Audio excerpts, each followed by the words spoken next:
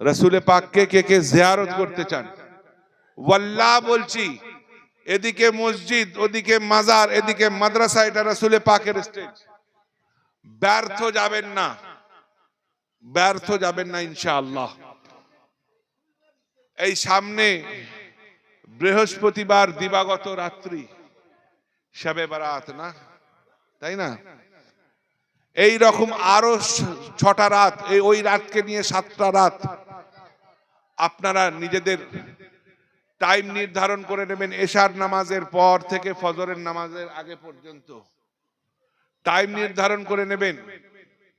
এশার নামাজ পড়ে নেবেন, কিন্তু যারা নামাজ পড়ে না তাদের এই আমল কার্যকরী হবে না। যারা মিথ্যে কথা বলে তাদের এই আমল কার্যকরী হবে না। যারা মানুষের গিল্লা গিবত করে তাদের এই আমল কার্যকরী হবে না। তো ভাই, এশার নামাজ পড়ে নেবেন, দরকার পড়লে রেকর্ড করে নি। আমাকে যদি বলেন যে হুজুর গ্যারান্টি কি, ডেমি পেপার নিয়ে আসেন, আমি লিখে দিচ্ছি। এর চেয়ে বড় গ্যারান্টি তো আর হতে পারে না। কি লিখে দেব? যে আপনাদেরকে যেভাবে বলা হয়েছে সেভাবে করার পর আপনাদের কাজ হয়নি, হাসরের ময়দানে ধরবেন। ঠিক আছে? এর চেয়ে বড় আর গ্যারান্টি হতে পারে না। শোনেন, এশার নামাজ পড়ে নেবেন, পড়ে নেওয়ার পরে বিছানাকে পাক করবেন, পরিষ্কার করবেন, যে চাদর ছিল সেটাকে তুলে দেবেন। তুলে দিয়ে একটা ভালো চাদর পেতে একটু গায়ে খুশবু লাগিয়ে নেবেন। উত্তর পশ্চিম দিকে মুখ করে বসে যাবেন। এই হচ্ছে উত্তর পশ্চিম কোণ।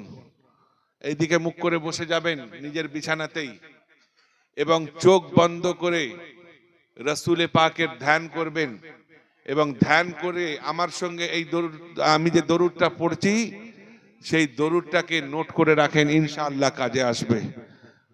আল্লাহুম্মা সাল্লি ওয়া সাল্লিম ওয়া বারিক আলা সাইয়্যিদিনা ওয়া মাওলানা মুহাম্মাদানিন নবী আল উম্মি আল হাবিব আল আলী আল কদরি আল আজিমি আল জাহ ওয়া আলা আলিহি ওয়া আসহাবিহি ওয়া সাল্লিম।